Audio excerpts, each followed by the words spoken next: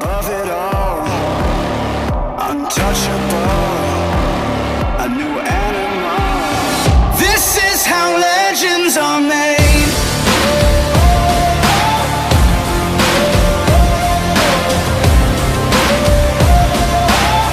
This is how legends are made.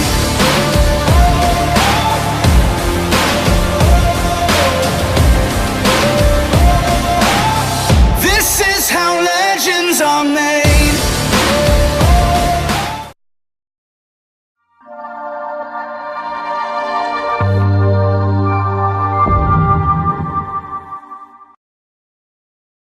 Hey guys, what's going on? It's me, Jeremy LaRose. You're watching LSH Live. This is our first video since Christmas, so hopefully you guys all had a great Christmas and you enjoyed yourselves and you had everything you wished for.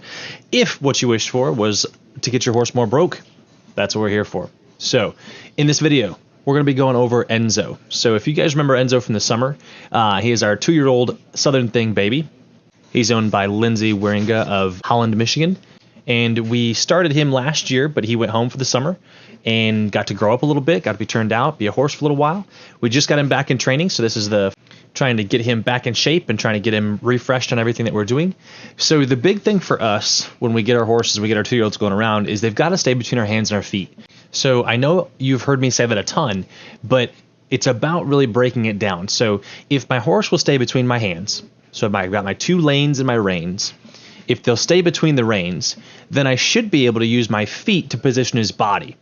And a lot of the times we don't necessarily allow that to happen. We don't let him do that. We'll help him with our hands and try to catch that horse's mistakes with our hands instead of addressing it off of our feet. So in this ride, we're kind of testing things out off of our spurs and seeing, can I keep my hands square and push his body around and have his head and neck stay straight in front of him while I go to move his body. So this is really a test of how do you respond out of my feet?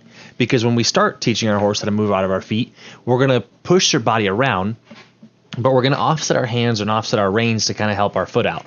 Now we have a bit more control of our spurs to say, hey, can I push you around and not help you out of my hands? Can I push you around and stay a lot closer to the middle? So when we start these horses, the big idea is we start our hands wide. So we start out to the sides, we start out wide. As they get more broke, we get closer and closer to my midline, to our center, and it becomes a one-handed horse in the end. So watching Enzo here, you can see how I'm keeping my hands a lot more square to my hips and keeping his body moving around out of my spurs. So we use a lot of this lateral stuff, a lot of side pass, trying to get him to where he'll respond out of just my feet so that I can ride him a lot more straight. This is going to be a precursor to riding him in a training fork, riding him in draw reins, anything like that that's going to keep me a lot more straight in the saddle and not be able to go as wide. If I have control out of my feet, I can do that. If it still requires a lot of reins to try to get his hips moving around or try to get his shoulders moving around, I'm going to be in trouble when I go to put on a set of draw reins because I'm going to have to use my hands to help my foot, and he's probably going to lean and push all over me. So this is the kind of middle school stage of our horse where we're requiring him to move out of our spurs without the help of our hands, because our hands are going to go on into a different job, which is going to be asking for his chin up into his body so he can start pressing his hind end towards his face. So here we're really separating his body from his legs. So when you look at a horse, there should be 2 areas. The first area is his head, neck, and his body. This piece always needs to stay up and back to me. So that's what this maneuver is doing right here. We're asking this upper body to come back and around to me so that it always stays up and back. So you see that saddle lifting up off of his hip? That's trying to get that back up, trying to shift his weight to his back end. When I go to lope off, I want that piece to stay with me so that everything underneath of it can drive forward. So when we send a horse forward, when we push Peanut out in that last video, it's about pushing her legs out and her body up. By pushing her legs forward and her body up, then we get our horse to where it doesn't lean into us when we ask it to extend its stride. So if we block out the top half of our horse and we just worry about its legs here, I'm worried about where he's placing his feet. You see sometimes doesn't cross over, he's not sure where to go. And then I want to lift up into this lope off. I don't want him to step forward and take off in this lope. It's not a lope forward, it's a lope up. So getting that chest up, getting those legs up. So watch your horses from your spur up or your spur down. Divide your horse in those two areas. Your horse does not have to lean into your hands to extend his stride. So he can keep his body up and back to us and still maintain a good, clean stride underneath. So what I'm doing is I'm pushing his body around, trying to check my spur buttons to see, do you make moves underneath of me without the use of my hands? So you see me riding a lot closer together with my hands. I'm just going to pick his head and neck and his shoulders up and ask him to give his body around. So I really want to make sure that he gets off my spur without leaning into my hands. If he leans into my hands, I'm going to shut him down and I'm going to do some turns. So if he doesn't follow my reins up and around or he shoves on me, then we're going to shut it down. We're going to say, hey, you got to stand up. You got to respect this rein. So again, always checking that. Do you maintain the balance between my reins, between my feet? So right there, he went to shove out on the circle instead of making it up and around. So we're going to shut this down. We're going to redistribute his weight back onto his left front leg. Ask him to do this indirect turn, trying to get him move off my spur, just hold my rein steady against his neck. So important here that I'm not dragging him across with my reins. I want him to honor when he feels that rein on his neck. I'm backing it up with my spur so that he doesn't rely on me leaning and pulling him through that turn. So often I see people try to drag their horse around. They're rushing the turn, not letting him figure it out. If I rush him, he's never going to get his legs and his weight in the right spot. So again, just like backing up, there's a way to turn correctly and a way to turn incorrectly. If I lean against him and I force him to make that corner, he's not going to turn correctly and he's not going to get his weight onto his back end. So I'm going to make a couple straight lines here. Going to test that button, test that foot button to say, do you give your body up underneath of me and maintain the same cadence and rhythm? So the whole time I'm riding here, I'm paying attention to his rhythm, paying attention to his speed. Does he speed up his legs or leave me and take a bunch of slack out of the reins and get tight into my hands when I go to my spur? If he doesn't, then we're good to go. If I go to my foot and he leans into my hands, then I'm not going to spend time battling his mouth to get that right. If I go to back up here and he's leaning all over me, just going to keep my hands up high until he drops in and then get out and pet him. I think one of the biggest things to take away from this ride is that when you go to your spur, make sure that you're not always holding on to his face, because you're going to lie to yourself. He's not going to make a move underneath of you. Remember, those are two separate ideas. He's got to be able to make a move underneath me off my feet, and he's got to be able to respect my hands. If I'll divide his body up into those upper half and lower half, then when I do go to his face and I do ask him to give his chin to me, it's going to be a separate idea. So going to our face and going to our body are two very different things. And it's important for us and our horse to understand that. So here I'm going to his body, asking his body to move around, asking him to make moves underneath of me. He jumped through that one. So we're going to back it off, and then we're going to push that body around again. Notice how I'm leaving his chin way out there. I'm not asking for his chin to come to him yet. I want to refine my foot buttons first to make sure that he's making the moves underneath me the way he's supposed to before I go to his chin. So in this position with his neck up, I can get his shoulders really clean, I can shift his weight back, and I can build the muscle that he'll need to be able to give his face into this. So there's two separate ideas here, two separate things going on. If I want to work on his face, I'm going to have the ability to do that. All I have to do is put some shuffle in my hands.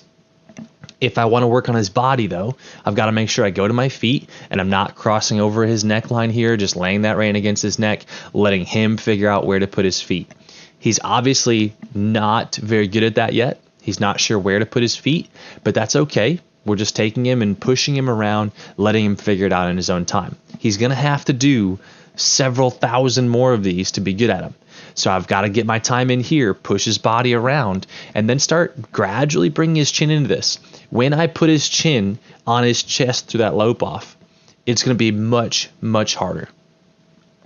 And that time is coming. So very soon from now, I'm going to start shuffling my hands. I'll probably put them in draw reins for that.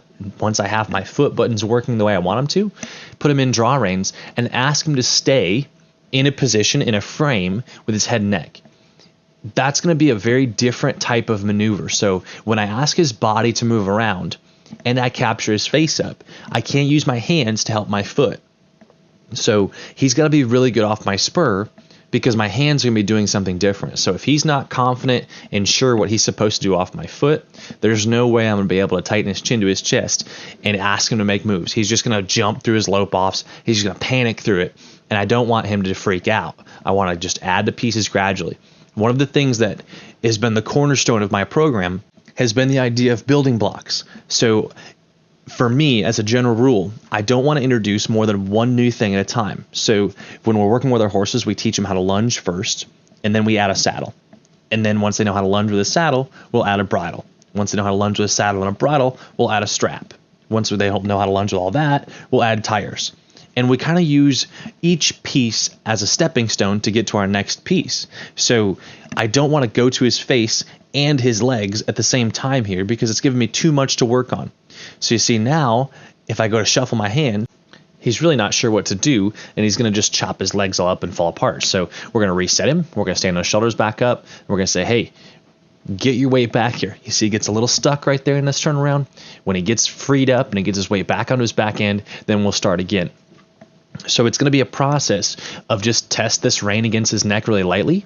Do you get up and around? Does your right shoulder follow my right rein? If his right shoulder does not follow my right rein here, if it takes more than a little bit of pressing on that rein to get him to move up and over, I'm going to shut it down. I'm going to turn him around. I'm going to reset his weight. I've got to have a horse that will be responsive and light on that rein against his neck. I want to be able to pick up his outside shoulder when I bring my outside rein into this. That's going to be really important when I go to move him around or do my counter canters and stuff, because having the ability to lift his shoulder when I lift that rein up and into his neck, so bringing my outside hand, my right hand here to my left shoulder, being able to stand that shoulder up is going to be so important when I put him in draw reins and go to drop his neck and his chin into the position that I'm looking for. So having him stay between my reins, having the ability to lay that rein against his neck and stand this shoulder up, so important. This is the foundation that lets you work in draw reins and not tear your horse up and not get him to lean down into you or fall over. And this is really the most important piece of preparing to put my horse in draw reins. If I don't have these shoulders to where they stand up and I have a button that I can stand it back up if they fall down, then when I put them in draw reins, I'm going to be in trouble. So you see how if I drop my hands down and start shuffling wide, I can drop his neck into this and ask him to be a little bit more round. I want to squeeze both spurs when I take my hands and shuffle wide, so that he lifts his back and frees that up as he drops in his withers. So we saw his head and neck way up out of position around all these corners for the last like 10 minutes. But you see how I have the ability to drop this down if I keep my hands lower. So when you ride, having the ability to pick your hands up in front of you, not be afraid of your horse to if he leaves a bridle or anything like that, and shuffle wide and leave your hands low. So my horse is always going to follow my hands. If I pick my hands up and I ride high, his neck should be up. If I ride low, close to my legs or my knees, he should drop his neck down and start to ride low.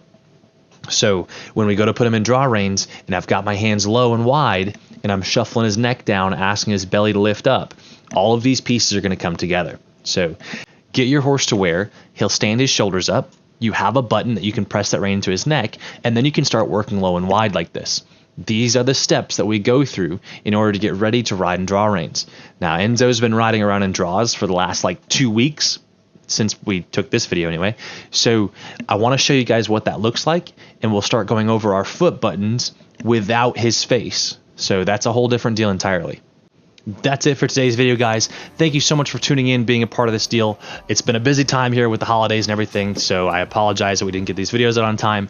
I appreciate everything that you guys have done for us. I hope you had a great holiday season and you're ready to kick off 2019 with us, because we have so much we want to give to you guys. So hopefully 2019 is incredible. Hopefully you guys had a great holiday. If you have any questions on this video, send us a message, sound off in the comments, whatever you need, we're here for you guys. So awesome. Thank you so much, guys. We'll see you in the next video.